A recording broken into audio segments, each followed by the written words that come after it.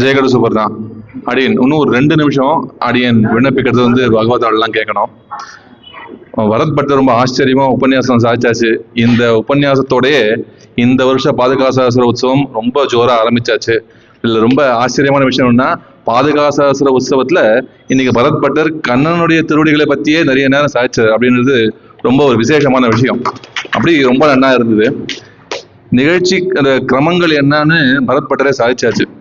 என்ன அடுத்து இப்போ நம்ம பாதுகாசாசுர உற்சவத்துல இப்ப விசேஷமானா, நாளைக்கு கார்த்தால 9 மணிக்கு கீதா யஜ்ஞம், பகவத்கீதா யஜ்ஞம்.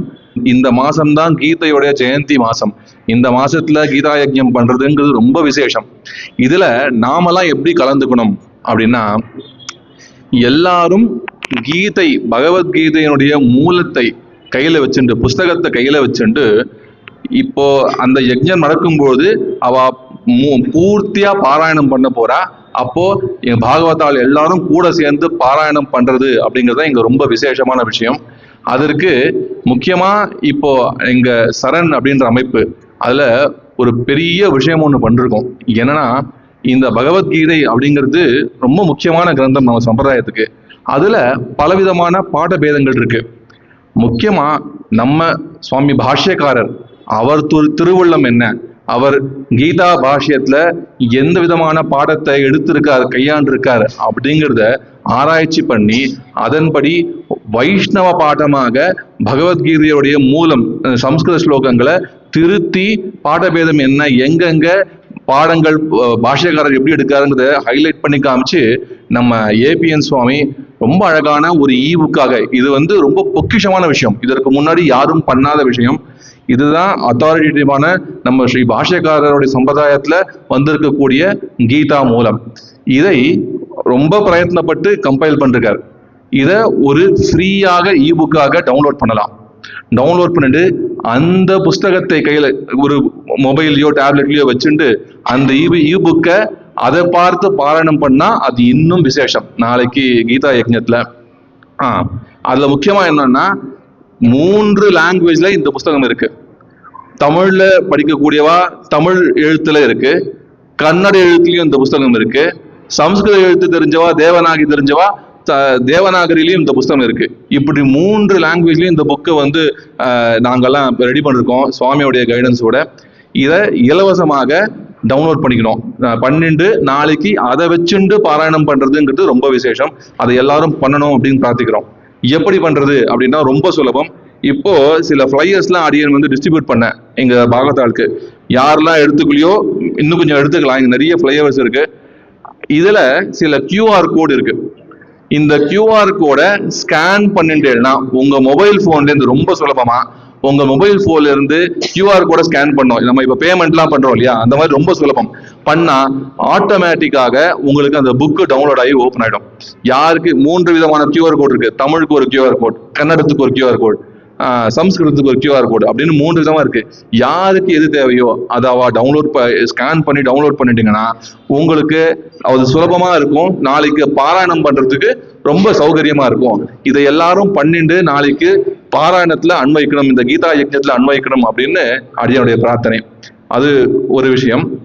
இன்னொரு விஷயம் அப்படின்னா, அதன் பிறகு நாளைக்கு சாயங்காலம் பரத் பட்டர் சாய்ச்சார் பாதுகாசாஸ்திர சதஸ்.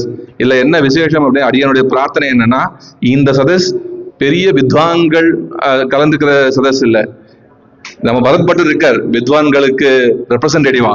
ஆனா அடியனை போன்ற புதியவர்கள் சுவாமிகிட்ட காலக்ஷேபம் பண்ணிட்டு இப்பதான் கத்துன்னு இருக்கவா, நாங்களாமும் யங்ஸ்டர்ஸ், நாங்களாமும் சுவாமி கிட்ட கத்துன்ற விஷயங்களை இங்க வந்து சொல்ல போறோம். எங்களுக்கெல்லாம் ஒரு நல்ல என்கரேஜ்மெண்டா நீங்க எல்லாரும் வந்து பாகவதால் வந்து சப்போர்ட் பண்ணணும். பாதகையுடைய பிரபாவத்தை சொல்லி மாளாது, அதை சொல்றதுங்கிறது ஒரு பெரிய பாக்கியம். அது சொல்றது எங்களுக்கு ஒரு வாய்ப்பு கிடைச்சிருக்கு.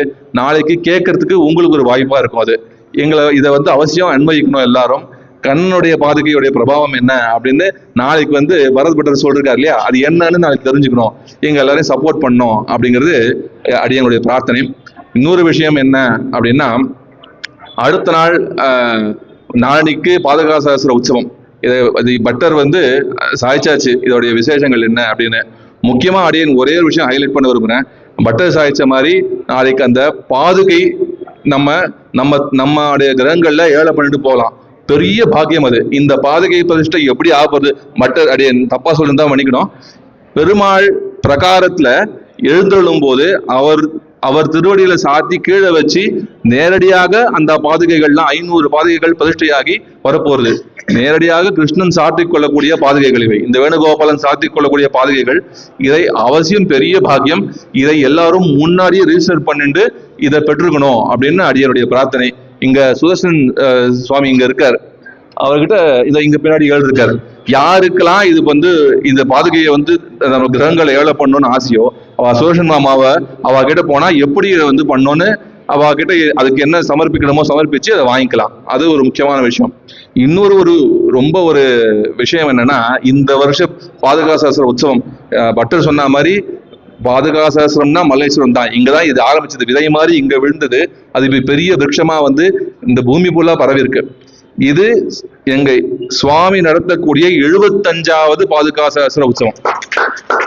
75, அதாவது இங்க ஆரம்பிச்சு கண்ணன் கோயில இது 17வது உற்சவம். ஆனா இங்க ஆரம்பிச்ச உற்சவம் பல திவ்ய தேசங்கள்ல கிராமேன்னு பல கிராமங்கள்லயும் ஏன் பல நாடுகள்லயும் நடந்துட்டு இருக்கு. அப்படி மொத்தமா இது 75வது பாதுகா சாஸ்திர உற்சவம். இது பெரிய மைல் ஸ்டோன். பாதுகா சாஸ்திரத்தையே தனக்கு மூச்சா எங்க சுவாமி வச்சுட்டு இருக்காரு இந்த உற்சவங்களை பண்ணிட்டு இருக்கணும்னு. அந்த மாதிரி இந்த வருஷம்ன்றது ரொம்ப ஒரு விசேஷமான விஷயம். அதனால இது முக்கியமா நம்ம எல்லாம் கலந்துக்கணும் அப்படின்றது.